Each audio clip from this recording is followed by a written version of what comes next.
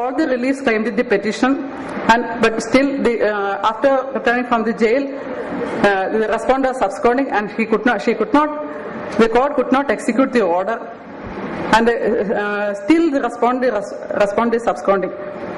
And other cases that the lower court dismissed the case, holding that there is no domestic violence as defined in the Act is alleged or proved in this case. That is the finding of the court.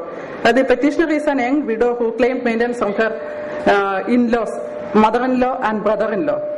And her husband is no more. And within 1 year of her marriage, her husband died. He was a drug addict, and he injected drugs and died within 1 year of her marriage.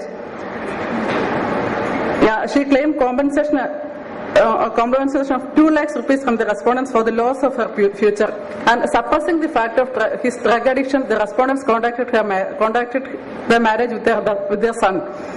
That's why she claimed compensation at the rate of 2 lakhs and maintenance at the rate of 1,500 per month, return of 36 sovereigns of gold. The 36 sovereigns of gold were misappropriated by her mother-in-law, and that is admitted by the mother-in-law in a previous statement before the women's cell.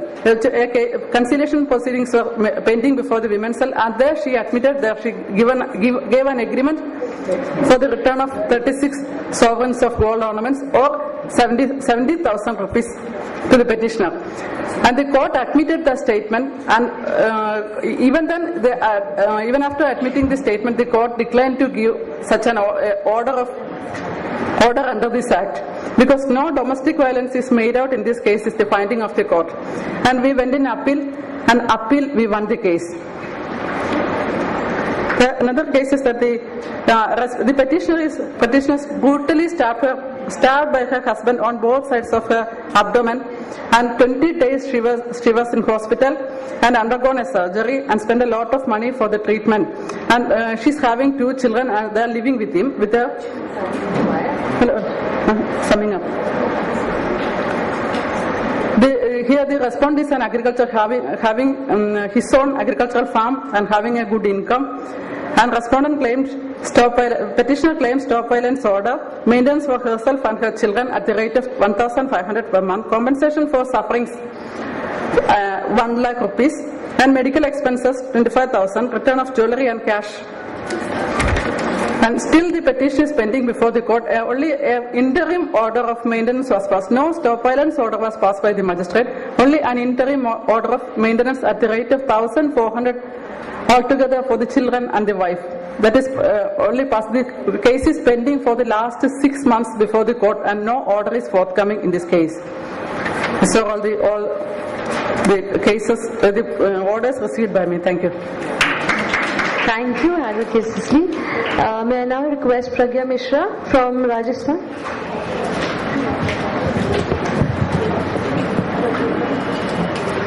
पहले तो आप सबको मेरा नमस्कार। हालांकि मैं वक्ताओं की लिस्ट में नहीं हूँ, लेकिन मैं जब वहाँ बैठ के सुन रही थी और जब सेशन जजमेंट का हो रहा है तो हम सभी उसके आसपास घूम रहे हैं, लेकिन जजमेंट पे अपन ज्यादा फोकस नहीं कर पा रहे। तो मुझे लगा कि शायद जो मेरा एक्सपीरियंस है उसको जाके मैं शेयर करूं, इसलिए मैं आ पाई हूँ। मैं प्रज्ञा हूँ और मैं विशाखा से जुड़ी हुई हूँ। विशाखा महिला सशक्तिकरण पे राजस्थान में काम कर रही है। वैसे मैं एडवोकेट हूँ, लेकिन पिछले 3 साल से सामाजिक कार्यकर्ता के रूप में भरतपुर में महिला सलाह सुरक्षा केंद्र पर हूँ। और हम लोग विशाखा जो है डीवी एक्ट में सेवा प्रदाता के रूप में भी है, तो इसलिए हमने डीवी एक्ट के तहत काफी केसेस दर्ज करवाए हैं, जिसमें जो जजमेंट है उस पर मैं छोटा छोटा एक केस स्टडी के रूप में आपको बताते हुए जजमेंट पे जाऊंगी। हमने एक बुजुर्ग महिला हमारे पास आई, हाँ बिल्कुल, बुजुर्ग महिला जिसके पास आई, इसका काफी हाथ पैरों में काफी चोटें थी, उसको करवाया तो उसके पति, बहू और बेटे तीनों पे 500 रुपए देने का जजमेंट हुआ। और एक केस में एक अविवाहित महिला हमारे पास आई है और वो अपनी मर्जी से शादी करना चाहती थी और घर पर नहीं जाना चाहती थी। हमने डीवी एक्ट में डाला तो सीजीएम ने उसको ये कह के वापस, पहले तो उसको मनोचिकित्सक को रेफर किया कि लड़की की मनोस्थिति ठीक नहीं है और उसको मनोचिकित्सक को दिखवाया जाए। जब लड़की पीहर जाने को राजी नहीं हुई तो उसको जयपुर में नारी निकेतन में 1 महीने रखवाया गया और एंड में लड़की के ना आते हुए भी ये जजमेंट दिया कि लड़की को सुपुर्दगी माँ पिता को दी जाए और डीवी एक्ट में एक भी उसको हल नहीं मिला। इसलिए हमको बाद में हाई कोर्ट में जाके अपील करनी पड़ी और हाई कोर्ट से उसको स्टे ऑर्डर लेते हुए फिर लड़की को 18 साल की है तो उसको आजाद करते हुए उसने स्वैच्छिक अपनी मैरिज की है और जो डीवी एक्ट है उसको हमें विड्रॉ करना पड़ा भरतपुर कोर्ट से। एक में एक विधवा महिला है, उसके पति की मृत्यु होने के पास जो बीमित राशि उसको मिली उसके ससुराल वालों ने ये कह के अपने पास रख लिया कि हम तेरी शादी देवर से कर देंगे और तेरे छोटे छोटे 2 बच्चे हैं तो तुम यहीं रहना। जब उसकी बीमित राशि निकल वाली तो उसको 2 बच्चों के साथ घर से बाहर निकाल दिया, उसको भी हमने डीवी एक्ट में डाला। तो ससुर ने ये धमकी दी कि अगर हमें कोर्ट कचहरी में तुम ले जाना चाहते हो तो जो भी मेरी चल असल राशि है उसको संपत्ति को मैं बेच दूंगा और तुम नहीं मिलेगा। तो डीवी एक्ट में हम लोगों ने उसको तो डीवी एक्ट में अंतरिम आदेश के तहत ससुर के नाम से जो भी प्रॉपर्टी है उस पे उसको विक्रय करने के लिए उसको पाबंद कर दिया गया है कि ससुर उसको विक्रय नहीं कर सकता, लेकिन केस जो है वो प्रोसीजर में है। इस तरह से हमने काफी आर्थिक मदद और संरक्षण, बच्चों का संरक्षण और आवास संबंधी काफी डिसीजन लिए हैं और एक अच्छी स्थिति राजस्थान में हमको लगती है। ठीक है, thank you. Thank you. Gayatri, are you here? Gayatri from Uttarakhand. Gayatri and Manju, 2 persons had not yet arrived. Have they come? No. Okay. So I think we have time now. It's 12:07. Because 2 persons have not come and some of the speakers really kept to their time and in fact took less time. Thank you very much. And I was supposed to speak, so I said no, we were running short of time and I said let them present. From Goa we are going to have one presentation in the afternoon, so I'll just mention 2 or 3 points from Goa and then I'll hand over the mic to Senior Advocate Kirti, who will sum up and then we'll have first half the discussion. We'll take any questions and give a small summary. Yeah. Then after that we'll open it up to discussion. So Advocate Kirti will summarize the points that were raised in the presentation and thereafter we'll throw it open for discussion.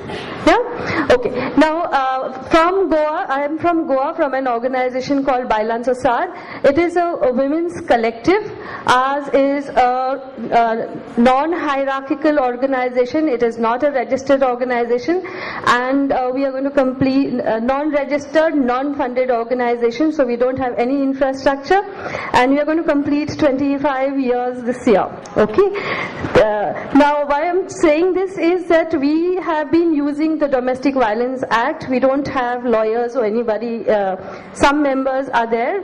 So but we have as activists gone and availed of this act. Now one thing is, in terms of all the service providers that are there provided in the act, like medical facilities or short stay home, we do not have to go to the court to get these facilities. As a women's organization, we are able to provide these facilities to the women. So as far as we are concerned, this is not an issue with us. What we have benefited from the Domestic Violence Act is getting protection orders. As an activist, without taking lawyers, we were able to go to the BDO, who is a protection officer, fill that form and go before a magistrate and ask for protection order. And for us it is easy, like if a woman is badly hurt, we just go to the police station, register a complaint, go for medical checkup, on bruise certificate you get from the hospital, you go to the magistrate and say the woman is facing violence, give us a protection order, we get there. So far so good. Now the second issue that came up is about the woman who's staying with whether she's a wife or a live-in relationship. Now in Goa, this is something which is separate, that's what I would like to mention. We have compulsory registration of marriages. So we don't have to break our head, we don't need a lawyer to prove that someone is married or having a live-in relationship or whatever. for live-in relationship you'll have to prove, but for married women we don't have that problem. So all we need is a marriage certificate to go and show the magistrate to say she's a wife, and we need this protection order.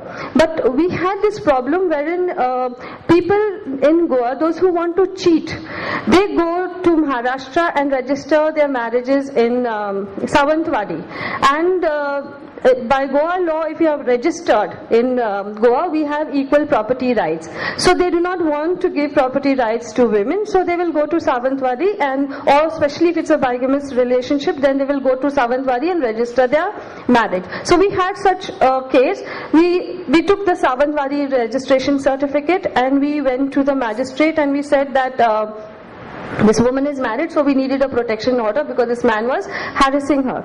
Now, what the man did was, he goes to Sawantwadi and gets another registration certificate. So you can get fake marriage certificate. So we had two certificates. One was fake, one was real, and then we needed a lawyer to argue whose was, real. Otherwise, we didn't require a lawyer.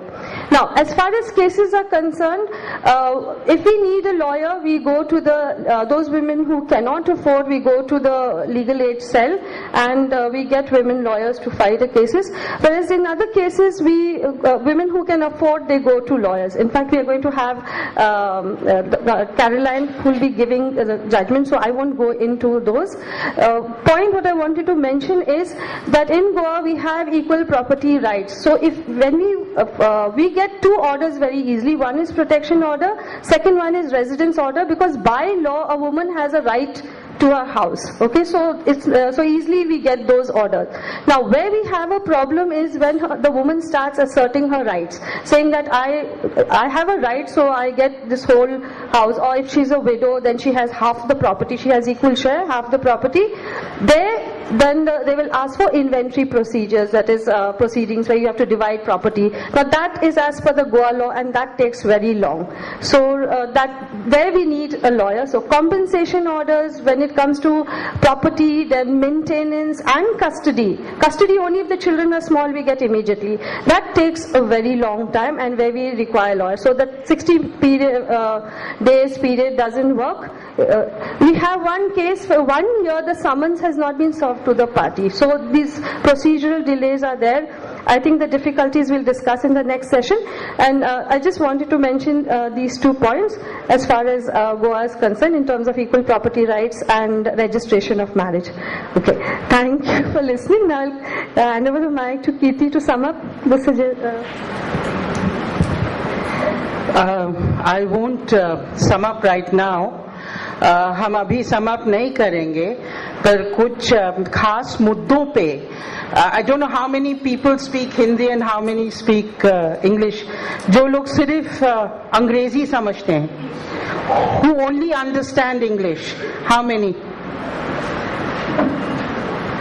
Okay, so the majority actually understand Hindi, I think.